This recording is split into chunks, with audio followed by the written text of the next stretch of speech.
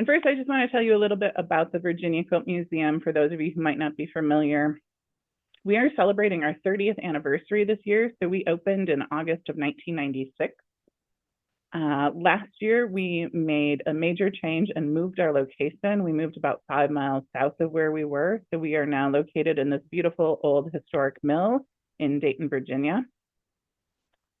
We are open to the public Tuesday through Saturday, 10 a.m. to 4 p.m. So I highly encourage you to come see us. We do these virtual programs for all of our exhibitions.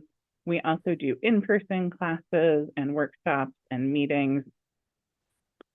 And yeah, I encourage you to follow both us, the museum, and Kevin on social media.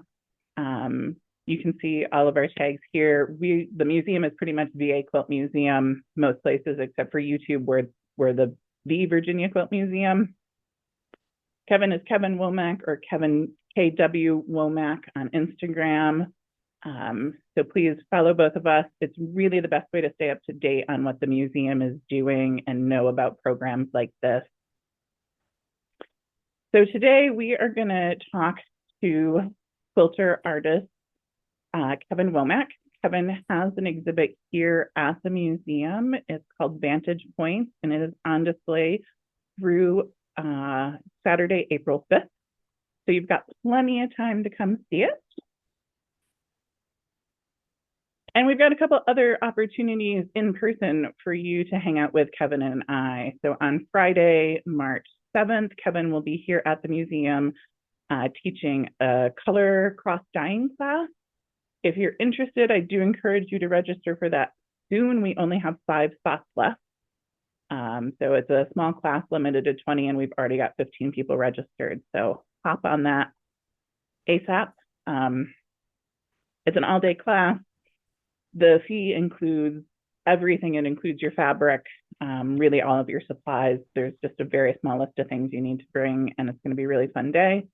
And then the following day, Kevin will be here for a Meet the Artist afternoon. So Kevin will do a short gallery talk from 1:30 to 2, and then he'll be available in the gallery the rest of the afternoon to talk to folks about his exhibit and his art.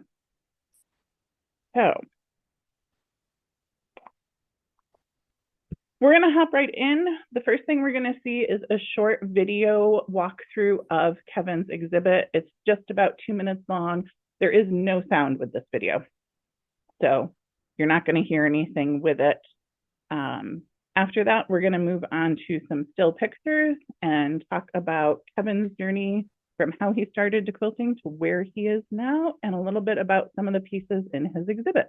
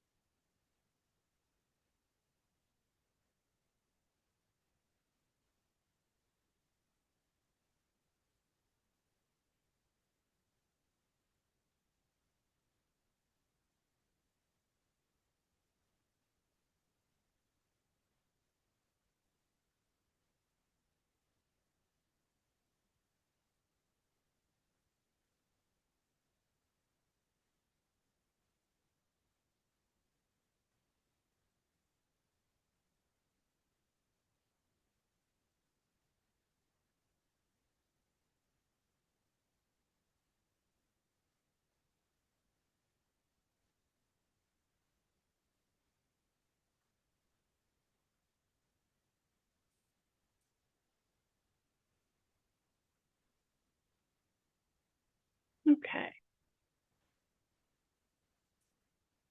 So that was just a quick walkthrough of the exhibit.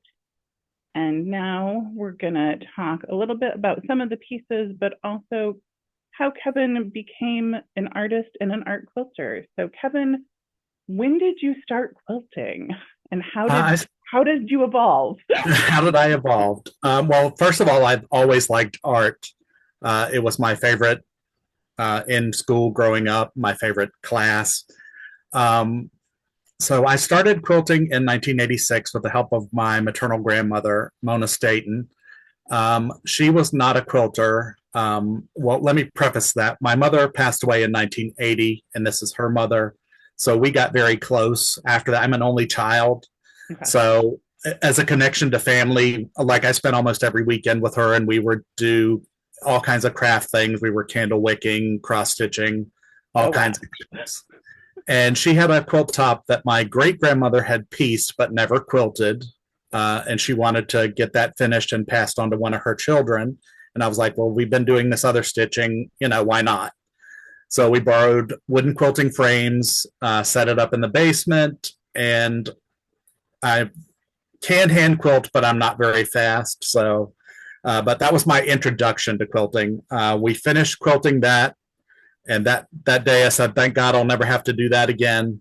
I went to sleep that night, and I dreamed of quilts all night long. We had family quilts, so they were in some of my dreams. And I woke up the next morning and started cutting out my first quilt based on that same pattern. Oh, wow. Yeah, What uh, pattern was it? Do you remember? it's just a half rectangle Okay. instead of half square. It's a half rectangle. Very informal. My pattern was a brown paper grocery bag, which I loosely cut around. So there are puckers and the seams that don't match. And, we all start somewhere.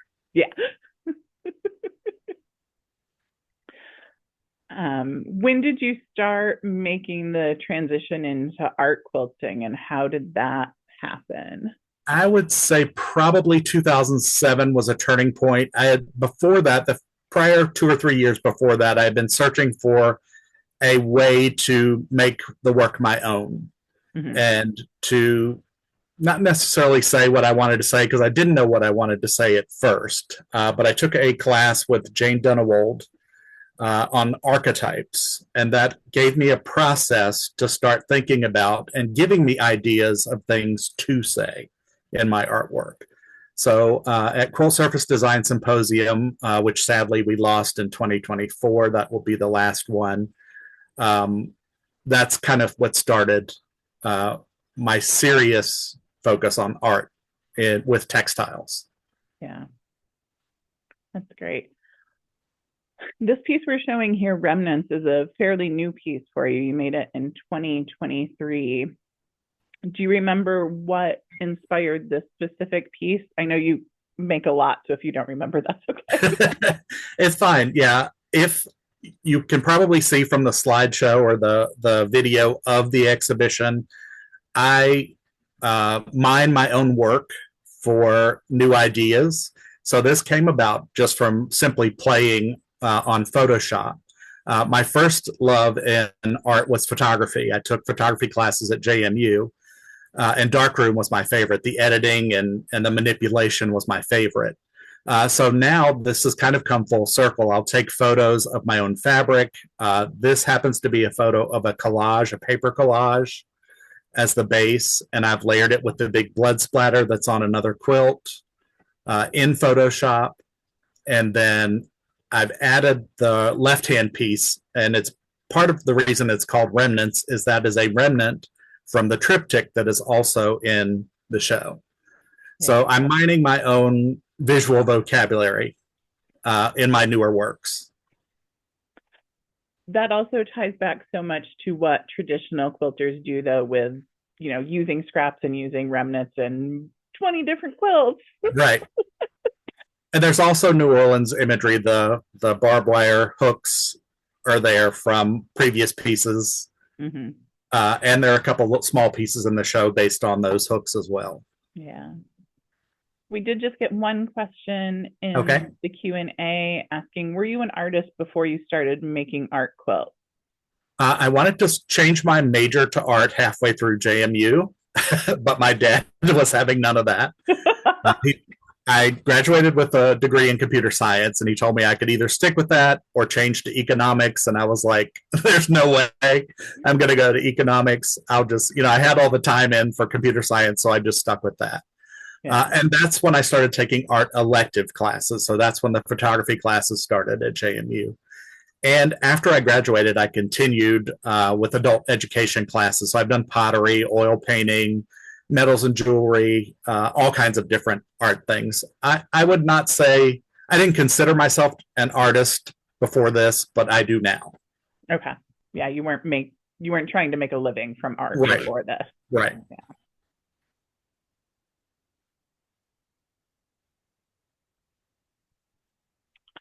So next up is a smaller and a little bit earlier piece, Sentinel-2 Warning. And what do you remember about making this piece, Kevin? Well, there's also a Sentinel-1, which is also in the exhibit. Both of them are based on New Orleans imagery. They have the inner courtyards are the pretty places in New Orleans, or especially in the French Quarter. Mm-hmm. When you're walking around, you see the outside, the brick, the iron gates, but the inside is the lush courtyard that's being protected, usually by some kind of spikes or broken glass on top of a wall, so people don't jump over in the courtyard. So this is actually based on a photo of the spikes on top of one of the walls guarding, and that's why Sentinel is the title. It's kind of a guardian guarding the beauty. And the background is a whole cloth printed on jelly plate. And the first one is a pieced background. This is one whole cloth background with very similar imagery. And I may yet do a Sentinel-3. I want to do a larger one. Both of these are pretty small, and I would like to do a larger one when I get time. Time is always the enemy. Absolutely. I know one of the questions that came in ahead of time when people were registering is, what is your connection and love affair with New Orleans? It's hard for me to explain. My first trip there was for Millennium New Year. So I flew for the very first time on New Year's Eve, 1999. If wow. you were around back then, you remember the panic of what the world was going to end. So when I got there, I just felt at home. I can't explain it. New Orleans gets into your system, or some people, it gets into your system. I like their views on life. Any excuse is a good time to have a parade down the street. There's also the dirty and gritty part of it, and that also filters into my work. Much of my imagery is not stuff you would say is pretty. And I'm trying to show that there is beauty in the darkness, the grit. So that's part of it as well. Okay. I know we've got a close-up view of this as well that I want to show. And this maybe goes into one of the questions that just came in, which I know the answer to, but clearly everyone doesn't. She said, your fabrics are beautiful. Do you dye your own? Most of my current art quilts, yes. I dye print, I use paint, and I also am now printing on demand, like it's a photographic image that a company will print on fabric for me. This particular piece was printed with paint. I think it may have been dyed red first and then printed with paint, the 4 squares. Yeah. And also a question that I had, do you do your own quilting, or are you sending stuff out to a long armor? So for all my art quilts, I quilt them, and I do not have a long arm. I have a domestic machine. I've never had a long arm. So if I still make traditional quilts, especially large ones, I do send those out to a friend to have quilted, just because the time issue, and it takes so long for me to complete it on the domestic machine. It's just worth it to quilt my check. Yeah, but it's also, if you're talking like bed-size quilts, those are really hard to quilt on a domestic machine. Yeah, it is possible, but it's not fun. And then another question that came in is, are there motifs you find that you like to return to, like these spikes? Um, Yeah, I'm drawn. That's part of the gritty, the sharp angles, the danger, if you will, like the danger of the fence. You don't want to hop over the barbed yeah, wire fence or the. So yeah, that's all part of my imagery that I go back to time and again. And there's a specific symbol which we'll see here in a few minutes that comes up a lot as well. okay, So the answer is yes. yeah. So next up, we have one of maybe my personal favorites from your exhibit, but I'm also one of the people that my favorite changes like every day. Every time I walk through your exhibit, I'm like, oh, that one. And I walk through your exhibit a lot because it's right outside my office. Right. So I'm seeing it numerous times a day. I've lost my question for you. Hang on just a second. Can you talk a little bit about how you got into dyeing and printing and painting your own fabric? One of the things I love about this specific quilt is how much you have manipulated the fabric within it. So I thought you could talk a little bit about how at some point you probably were just using all commercially produced fabric and how you evolved into what you're doing now. For me, it's just an extension of the creative process. I love color. I love color study. So it's a way for me to put that into practice in dyeing. It was also another way for me to put my own stamp on my own work rather than using commercial prints. And it just is another creative outlet for me. Yeah. And this is the symbol. It's in this quilt that I was talking about that shows up time and again. We don't need to talk about what it means. It means something to me. And I want my work to speak for itself and let people have their own opinions. That's why this is called Vantage Points. I want people to respond to it however they want to. They don't necessarily have to know what I'm talking about. Mm-hmm. So this particular piece is a whole cloth. There's no piecing in it whatsoever. There's multiple techniques. There's deconstructed screen printing, directly painting with dye. There's some syringe work with the dye. The black scribble marks are made with a syringe. And it was in that state for several years, which is part of my process. It kind of has to marinate. And when I decided that it was going to be a whole cloth quilt and not cut up, I added the orange marks at the top because it needed more orange balance to the whole piece. So they are actually applied with a silk screen and with paint, while the rest of it is dye.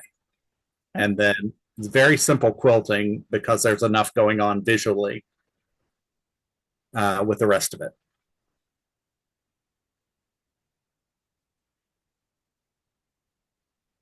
And then this is just a close up of that same quilt where you can see that really simple quilting and some of the work you were doing. And I know when we were preparing for this, I had asked, what's your favorite dyeing technique? And you said it'd be easier to talk about the ones that you don't like. Correct. I'm a sucker for anything. And it's the ones that I don't like, it's mostly because I don't want to buy the supplies to start something new. I have all the supplies. So, immersion dyeing, thickened dye is probably my most favorite of all because it doesn't change the hand of the fabric. If you use fabric paints, there's binders in the paints that changes the texture of the fabric. So mostly I work with thickened dyes. So if forced to choose, that would be it. And we just got another question. Based on what you're wearing today, do you make wearable fabric? I do. I have been making t-shirts or printing t-shirts for, since probably about 2007. But I just lost my manufacturer last year. Oh. They deleted the whole line of t-shirts. So once I sell out of what I have left, I'm taking it as a sign from the universe that it's time. So I will continue to print fabric and silk scarves. I just won't do t-shirts anymore. Yeah. And just a plug, we have a lot of items from Kevin available in our gift shop.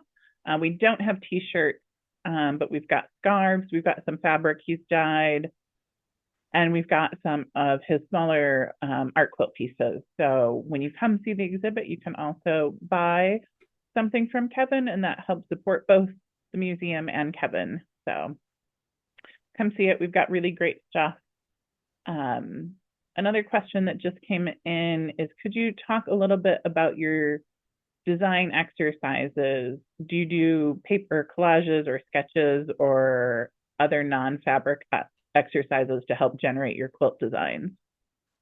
So rarely do I do collages. I took a week-long collage class with David Hornung at Quilt Service Design Symposium, which I referenced a collage before. That's one of the collages from that class. And that's really the only time, like I take a photograph of that and then you put that in Photoshop and manipulate it with other photographs that I have. Mostly it's fly by the seat of my pants. It could be a color story that I'm trying to work with and see what I can do. Like for these printed behind me, I'll start with a motif. So the reds was printed first, and then I'll let that dry and add other things. So then these lines came next, and that had to go dry. So it's kind of a process. I respond to what's happening, what I've already put on the cloth. And that happens a lot in my own piecing work too. I just respond. I put it up on the wall and see what sticks. Yeah.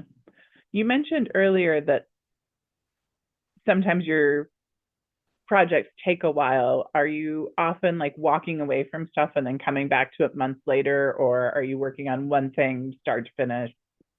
I am not the start and finish kind of guy. I am a start, let it marinate sometimes for several years. And that grew out of, in my traditional quilting, when I started, like machine quilting was very much looked down upon. And I didn't know how to do it. It was starting to become a thing. But I didn't want to ruin the fabulous piece thing that I had made. So it sat, and I still have quilts from probably 1989 or 1990 that are still unquilted. And that's just kind of the ball got rolling with that. But sometimes if I get stuck on a project, it has to go off the design wall, and I'll just start something new. But that doesn't mean I'm not thinking about how to solve what's happened with it. But it sometimes can take years. Yeah, sometimes you start something and you think it's a really great idea, and then you just hit a roadblock and you have to be like, well, I don't know what to do with that. Exactly. Got to go to the back burner. Yeah. And sometimes those best ideas come when you're not actively thinking about it. Yeah, the remnants piece that we talked about earlier, that was kind of like a gift from the universe. It was an aha moment when I saw the image pop up in Photoshop. I was like, oh my God, this was totally unintentional. It just happened. And those are the best surprises in art for me. So next up, this is another piece that has kind of that same symbol that we've seen before, but on a much larger scale. What do you remember about creating this piece? This one was a while ago at this point. Well, I actually printed the fabric in 2014, and it is part of a diptych, so there's another half to this. And I had been working with the piece you can't see previously. I took a class again at Quilt Service Design Symposium, and they had a huge tile board for mono printing. So I decided to paint that symbol and do other things on the tile board and print that on the other piece of fabric. And when I took the fabric off, this is what was mostly what was left on the board. And I was like, oh my God, and yet again, another surprise. I've got to print this. Yeah. So I went back and added a few lines and squiggles. If you can see about a third of the way down, or maybe a fourth of the way down, there is a line. That's because that's the only size piece of fabric I had left. And I knew immediately I wanted to make a diptych. So it kind of took me, it went on the back burner end of 2020, we were all at home, so I started pulling things out. Hmm. And so I finally added that bottom piece of fabric. Well, I had to dye it first and then sewed the bottom piece on and then tried to disguise it with some black paint marks on the bottom to make it integrate and be the correct size that I needed it to be. Yeah, it's fabulous, and it looks so good with its counterpart. Yeah, Um, that's equilibrium, and that speaks to most of my work. There's a dark side to the good things in life. There's a good side to the bad things in life. It's all about the balance in between. yeah, that's a very important thing to remember right now. Is Yeah, there's a lot absolutely, happening in the world. absolutely. A question that just came in, aside from the time element, how do you feel about someone else machine quilting your quilt? This person feels as though they're allowing someone else to write the last chapter of their book. So, Just because I let somebody else do it does not mean I don't have input on what happens to it. And that's, I'll say it again, that's mainly or always for only my traditional quilts. mhm. So it's more, I look at those as more utilitarian these days than I did when I first started traditional quilt making. So it doesn't bother me a bit that somebody else puts that layer of the work in there. But I do have input and say on what happens. Yeah, that's great. And I know we've got a close up of this quilt as well. Um, and I wanted to ask how do you what do you call yourself? Do you call yourself a quilter, an artist, a fiber artist? And maybe what's your reasoning behind whatever you've chosen? Sure. When I first started quilting, of course, that's in the craft realm. We were very looked down upon. And also, photography was not well regarded when I started doing Mhm. that either. It was very much looked down upon. So I've called myself quilter for years. Then when I started with getting into the art quilt world, it was art quilter, textile artist. These days, I just go by artist. Um, I'm very much a proponent. Like we get in the quilt world where we have to list all the techniques we've done to the piece, all the what's the batting content and all this stuff. If you look at an oil painting, it just says oil. Yeah. So I'm a proponent of we can just say quilt or collage or whatever it is. We don't need to list all that stuff. And part of me growing as an artist is calling myself artist and treating myself as an artist. So artist is what I go by these days. Was it hard to make that transition in your mind from quilter to artist, or did it just kind of naturally evolve? Yeah, I was ready to leave all the other stuff behind and just say artist. That we don't need to divide out and be something different. The art world still may call us makers and Mhm. look at us differently. I consider myself an artist, and that's all that matters. Yeah, and I feel like fiber arts are having a moment right now. Absolutely. They've been in some really major art shows, have had a ton of fiber art in the past few years, and it's been really great to see and see it being taken more seriously by the art world. Yes, Um, agreed. a question that came in is, what base fabric do you use, and why have you chosen that base fabric? So when I first started dyeing, I used the Hoffman base fabric that they used for their batiks. Currently, I use a product from Test Fabrics. They do have a website, but you cannot order. You have to call them to order. And the product I use is 419. I cannot remember the specifics of what the title is because I've called it 419 for so long. I don't remember what the exact title. It is a cotton base, very similar to what I was getting from Hoffman. So you want a tight weave for the dye to have more to react with Mm-hmm. the fiber content and the weave. So it's what I prefer. If you are just using readily available fabrics. Are there any designer fabrics that you like working with, or are you just kind of buying whatever inspires you? I try not to buy much these days because what you can't see on the other side of the room is my huge stash.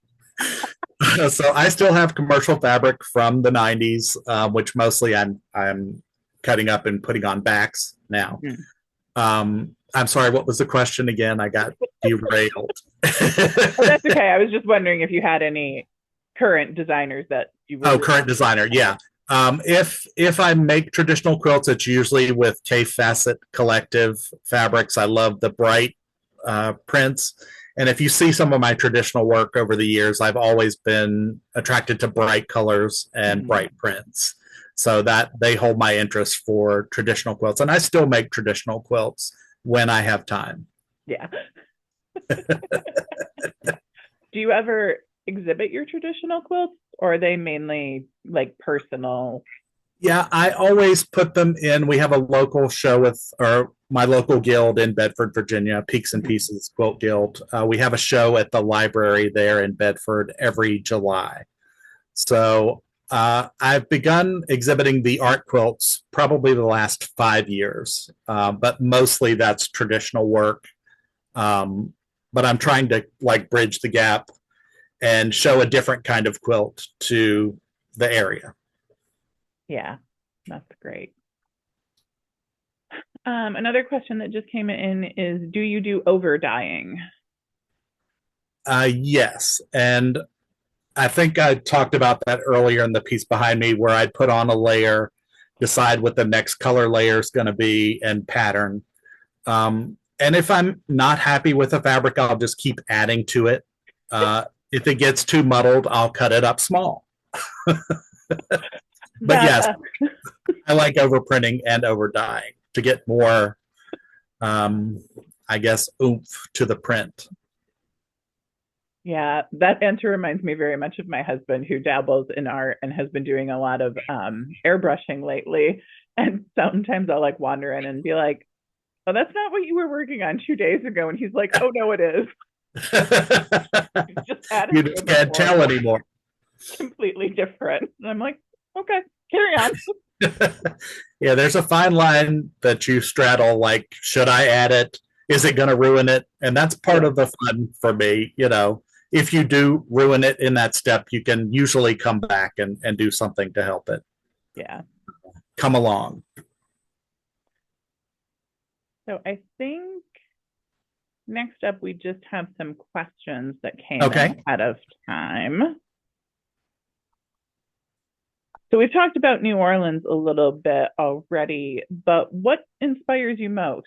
Is it people, places, what's happening in the world? It's here lately. It's been what's happening in the world a lot, just because we're all in the same boat with that. You know, the world is on fire, it seems like. And my artwork is a response to things that have happened to me, things that are happening around me.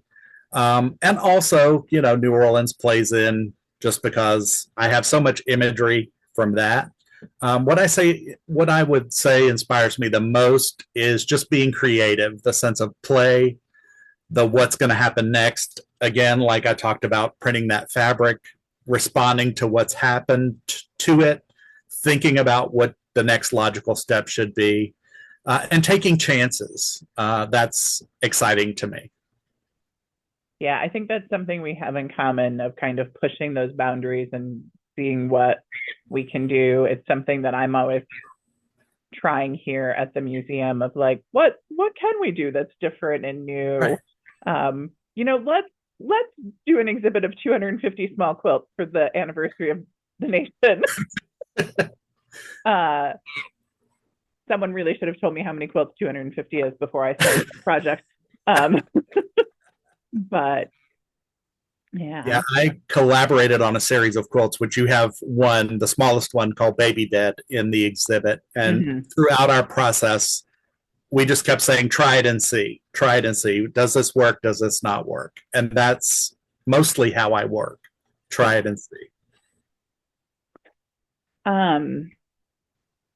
Another question that was asked ahead of time that I think you've talked about a little bit, but what is your artistic style and voice, if you think of it that way?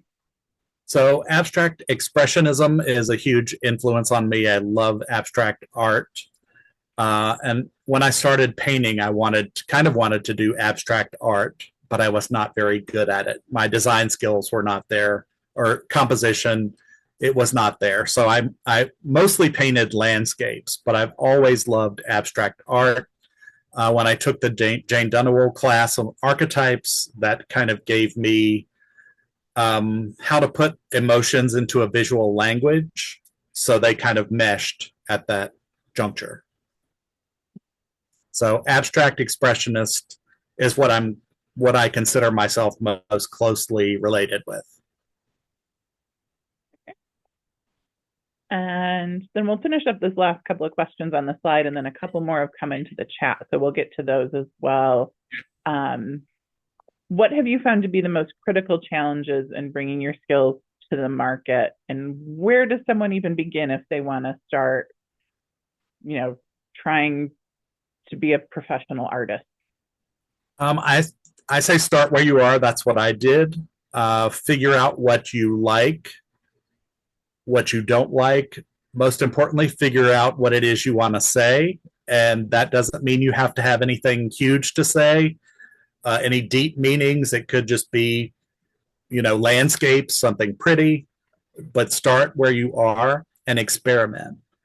That's the biggest advice on becoming an artist. I don't know if I have that many critical skills in making my career. I kind of let things roll and happen as they happen. I dislike publicity and marketing myself. I'm not a big fan of that, but you have to do it. So you have to learn those skills to get your voice out there if you want to, teach or get your work out there. The best thing you can do if you want to get your work out there is start entering shows. Mm-hmm. So.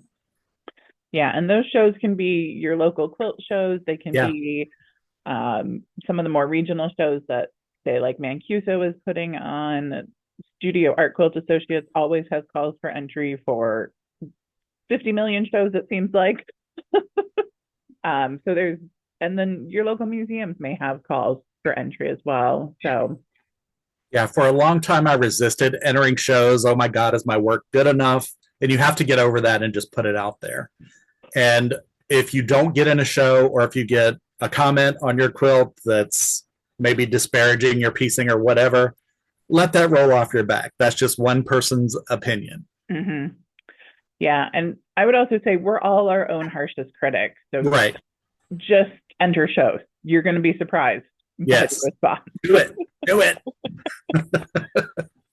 So one of the questions that came in is, will you be teaching at the Mid-Atlantic Quilt Festival this year? I will. I am teaching 2 fabric painting classes. On Friday, I'm teaching playing with fabric paints, which we're just going to dive in using some fun junk tools to make patterns on fabric. And then on Saturday, I'm teaching adventures in jelly plate printing. We'll be using the jelly plate as mono printing and using some of the same tools that we used the previous day, and also with fabric paint, adding pattern to fabric, seeing what you can come up with. Yeah, and I will also be at Mid-Atlantic. The museum always has a table there, so we're in the lobby. We're generally near Quilts of Valor, so you can come see both of us. Mid-Atlantic's a great time. It's one of my favorite shows. Me too. I've been going since probably 1992 was my first year there as an attendee. I've only taught there this year and the previous year.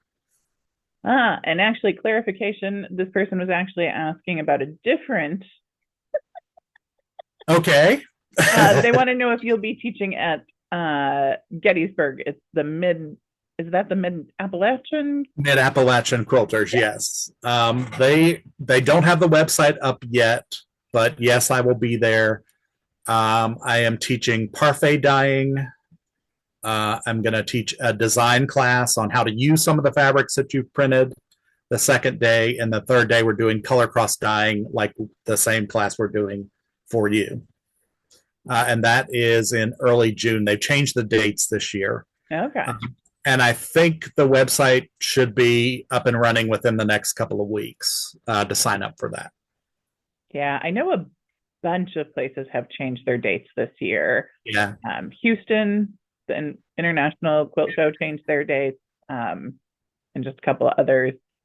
Everyone's trying to kind of, in the post-pandemic world, figure out the best dates for them. Right. Houston specifically kept running into problems with the Astros in the World Series. Yeah, the venue had a conflict for the dates that they normally have. Yeah. The conference. So we do what we can. Yeah. Another question that came in is, with your connection to New Orleans, did you make a quilt in response to Hurricane Katrina? That might have been a little bit before you started really diving into art quilts.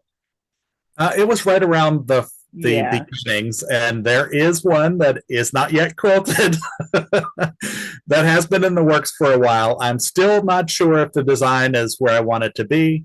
And that happened, well, it was probably a couple years, about 2007 is when that fabric was printed.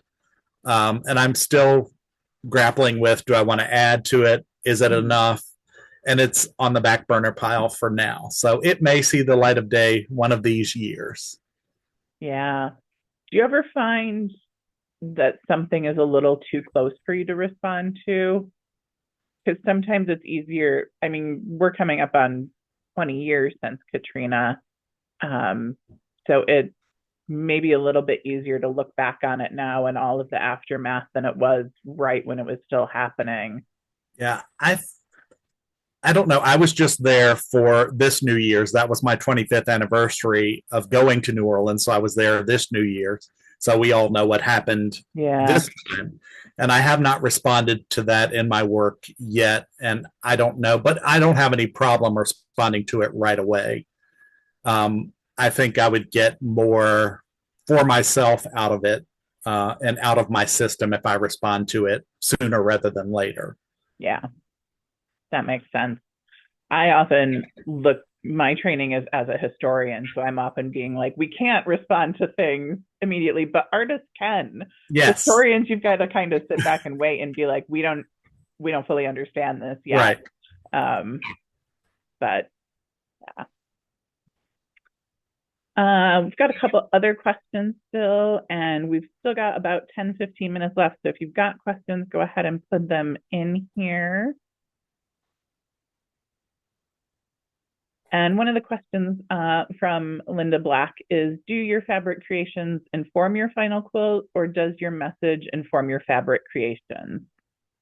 Or both? Yeah, it's sometimes both. Mostly it is embracing that sense of play when I'm printing the fabric. Sometimes I have ideas, like if it's New Orleans specific, I know the imagery I want to use. I use a lot of asemic writing, which is I kind of scribble while I'm thinking about a subject on the fabric or on a piece of paper and take a photograph of that. So you can see that in some of my pieces that are in the exhibit. But mostly it's a sense of play. As I compose cloth as a whole cloth and as I compose works. So it's response to what is happening. Like if I put two fabrics up here like I have now, do they work together color-wise? Is the composition strong? So it's mostly just play. Yeah. Not that there's not thinking and design that's going on, but it's more fun if I call it play. Yeah. We've got to trick ourselves sometimes. And it actually is fun. I love the design wall. I love taking days to make something work together visually. So it's part of the process. With your work, how much of it is whole cloth and versus things you're piecing? Do you know? Do you track that anyway? It's evolved over time. There's one in the exhibit called Satsuma, which I Mhm. kind of threw every piece of fabric that I had printed over the last few years at, because I didn't know exactly where I wanted to go with showcasing my own fabrics. Mhm. And now that to me is visually confusing. It still works, but it's not my most favorite. So I decided to, around the time of Tempest, which is another in the exhibit, I started using larger pieces of fabric and maybe only 3 or 4 pieces in a work to convey the emotions, feelings, whatever I was thinking about for subject matter at the time. So it is evolved, and now I even have the whole cloth work in there. So mostly it's larger pieces or whole cloth, 1 or 2 pieces these days in a work. A question about your traditional quilts. What types of traditional quilts do you like, and what types are you making? They're all pieced. I love piecing. You can see that in the baby bed quilt that's in the exhibit. That's very much inspired by traditional kaleidoscope Mhm. quilt block. Um, it can be anything. Bonnie Hunter is a traditional quilter that usually does a mystery quilt every year at the end of the year. And I use those to explore color theory. I'll usually change the colors that she's used and make it a color theory of some sort, just to see how the interplay of color goes. That's Yeah. color fascinates me, as you can tell. So any kind of traditional pattern is game. I do not like applique. And is a 4-letter word in general for me. I do have a machine applique circle quilt that I've been working on since probably about 2016. That may yet see the light of day one of these days, but mostly it's traditional pieced patterns. But I do like to put my own spin on it. I'll change the size, the block size. Sometimes I'll change the layout just to make it a little more fun. Yeah. To You don't seem like a person who's going to sit down and follow a pattern and have a really great time.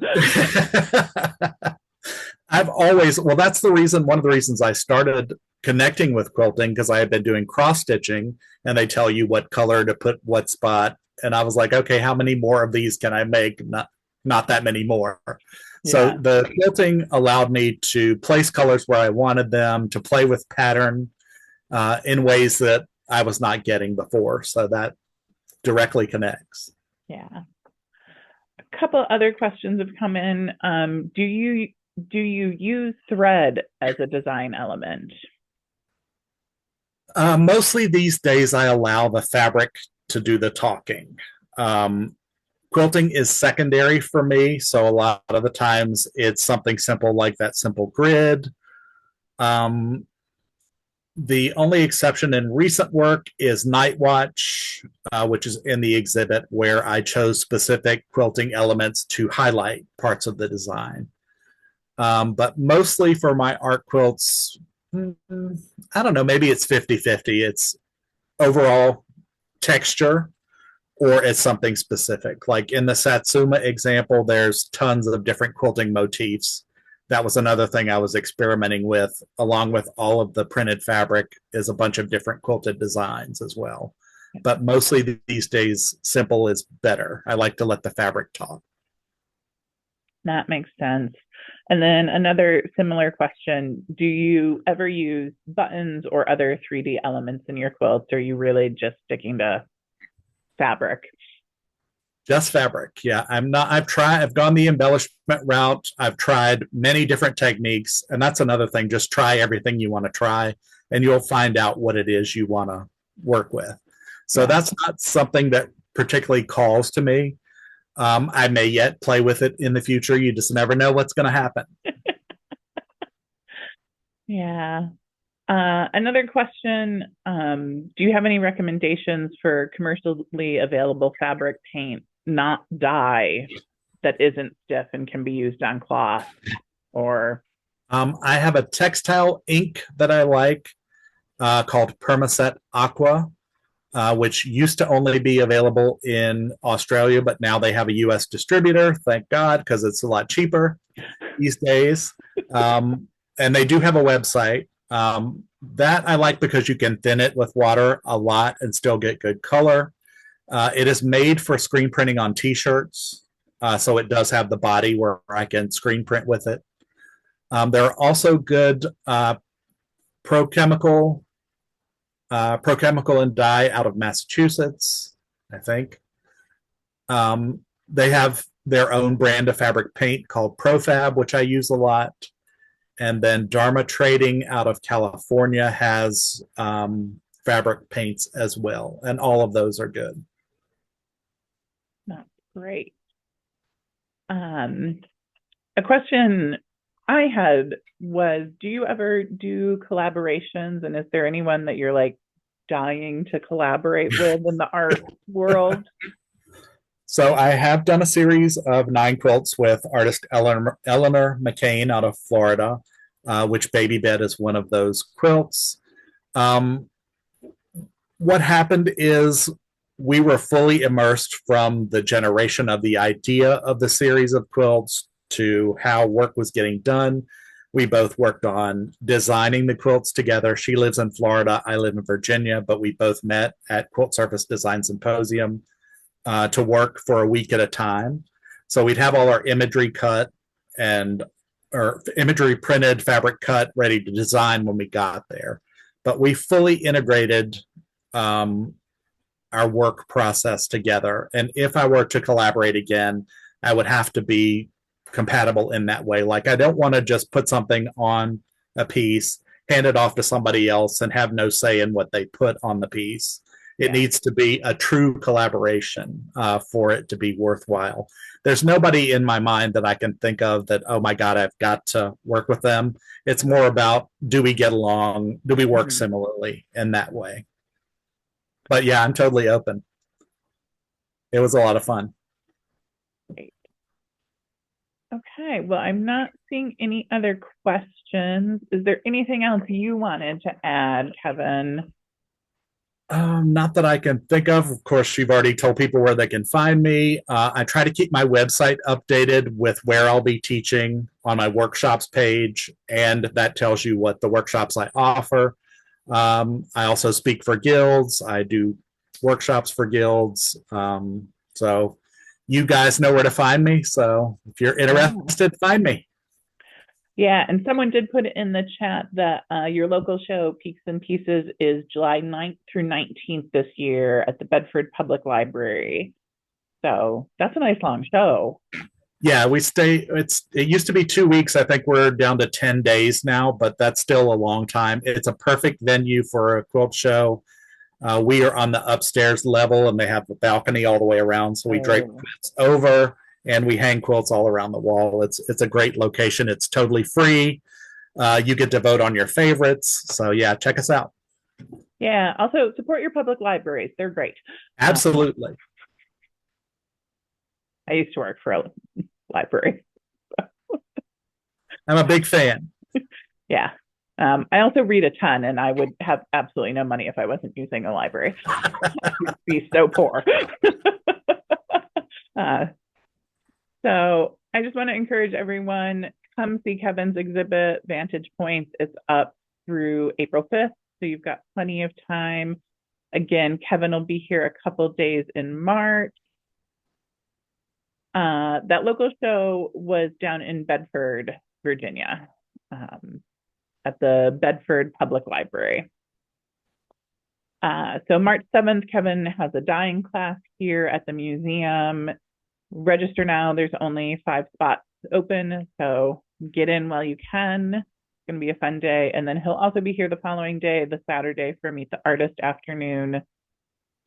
If you've enjoyed this program, we have another one next Friday with Amy Pabst. Amy is also a modern contemporary quilter, but working in a very different realm than Kevin. She creates micro piece pineapple log cabins, and they're insane. They're amazing. Yeah. My first question for Amy is going to be how? Like, how do you work this small? Yeah.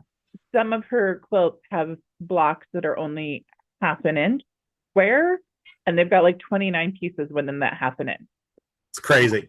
Yeah. I'm also like, how are you not blind? Um, so join us for that next Friday. It's next Friday afternoon, I think at 3:30. Amy and I are going to be doing that. Again, this is being recorded. It'll be put up on YouTube. We'll get it up next week so people can watch it there. Come to the museum. Kevin's exhibit is up through April 5th. We're open Tuesday through Saturday, 10 a.m. until 4 p.m. Hopefully the worst of the winter weather is behind us. But if we do need to close for weather, we put it up on our website and our social media. So just check our Facebook and Instagram that day. We generally post it by 9 a.m. if we've got to close. Luckily, the snow all came this year while we were already closed for our winter break, so I didn't have to make those calls. So thank you so much, Kevin. Thank you for everybody who joined us. I hope you've enjoyed it. And we look forward to seeing you at the museum or any place Kevin's teaching. Thank you, everyone.